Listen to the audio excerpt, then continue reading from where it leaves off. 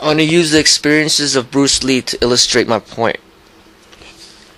So when he was younger, when he first started martial arts, or even before he started martial arts, he got in a lot of real street fights where real danger, even knives were involved, fighting with gangs or whatever. I guess he got beat up a few times, and then he started to train in martial arts. And then, being young, he started martial arts at the age of 13. So being young, he would not have the understanding that an older person may have due to many experiences in life. So he would use the martial art techniques and take them onto the streets in order to test it out. And that is real experience through real fighting, testing his techniques in real fighting. But as he aged, as he became older and became more wise, he no longer did this. First off, if you do this as an adult, in America at the age of 18, you go out there to test your skills in real life, real fighting. You could be arrested and you could be in trouble with the law, which basically already is a barrier to prevent you from using those techniques in real fighting situations. Now, as he became older, he became more wise, so he no longer would test his techniques in real fighting. So he developed different ways to train in order to simulate the real fighting and still test the techniques in a way of which he could develop something better that would work better for him. So he did this through sparring. And he may be one of the first to start using equipment for sparring, such as headgear, gloves, and having his sparring partner be well protected in order for him to practice his techniques. So this was his safe way to experiment. He no longer did it the unsafe way with taking the techniques onto the streets. That way is for the people that have less of an understanding, that people that don't understand how to train in a healthy way. So he started to train in a healthy way, opposed to unhealthy way. Now, sparring without equipment and without control is not healthy, and pretty much that ends up becoming real fighting. Sparring with equipment can be healthy as long as there's a degree of control with that equipment. Sparring without equipment and with control can be very healthy. What makes a sparring situation healthy or unhealthy is the degree of control, no matter if it's from the equipment used or the rules imposed by a certain organization, such as boxing, kickboxing, Thai boxing, cage fighting.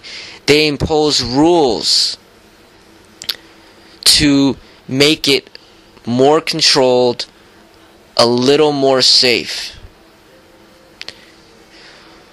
But you don't need an organization to impose those rules.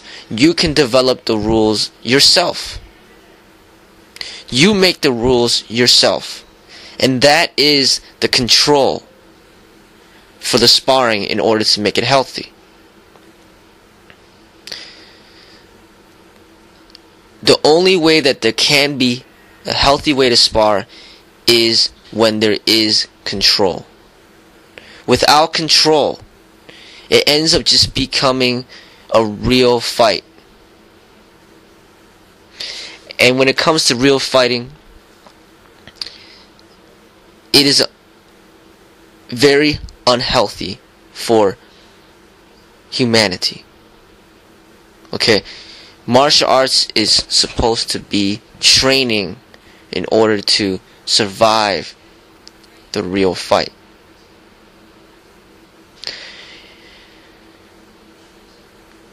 we must understand that when it comes to competition,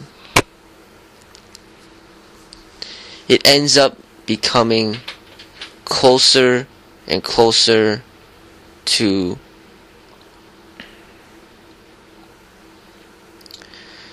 real fighting, in a sense of where there can be too much pressure from the outside in order to perform. When there is all that pressure, people don't want to be embarrassed. They don't want to quit. They don't want to take a break. Or they may not even be allowed to take a break. They're basically forced in there, or they're basically in there, forced to fight, to continue, even if they may not want to, because of that pressure. That pressure to continue when their body is not ready to continue makes it very unhealthy.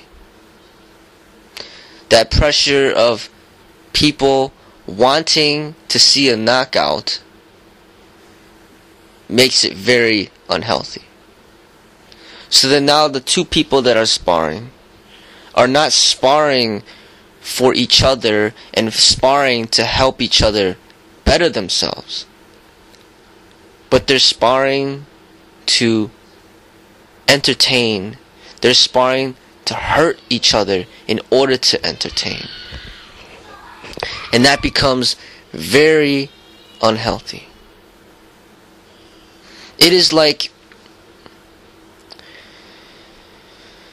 there is something like professional wrestling, where the people in the ring are actually watching out for each other's health.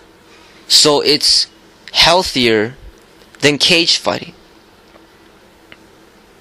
Cage fighting, they are trying to knock each other out and hurt each other severely in order to entertain the crowd. Then you have professional wrestling, which they're entertaining the crowd, but they're doing it in a healthy way. But from experience, if they are good at what they do, there will be no real injuries, or there'll be a minimal of real injuries. And there should be absolutely no deaths, or very little deaths. That's if the people in the ring are proficient in what they do. Then there's entertainment such as movies, where they are they're displaying their talent and skill in order to entertain. They're trying to make it seem as realistic as possible. But there's people who are not properly trained, or they perform in unhealthy ways and then they injure themselves through accidents.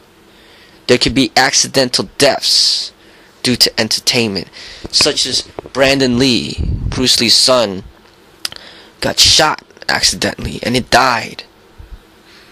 And then there's a lot of martial artists who get hurt on the set because there's an accident. Maybe they're trying to perform a stunt and they get hurt. People go to the hospital.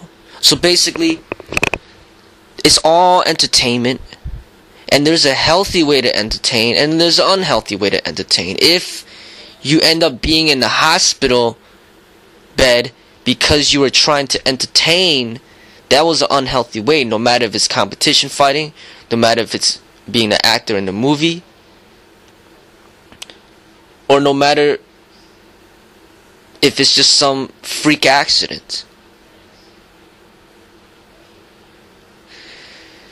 And what I say is that martial art should be used in a way where it displays a peaceful way of demonstration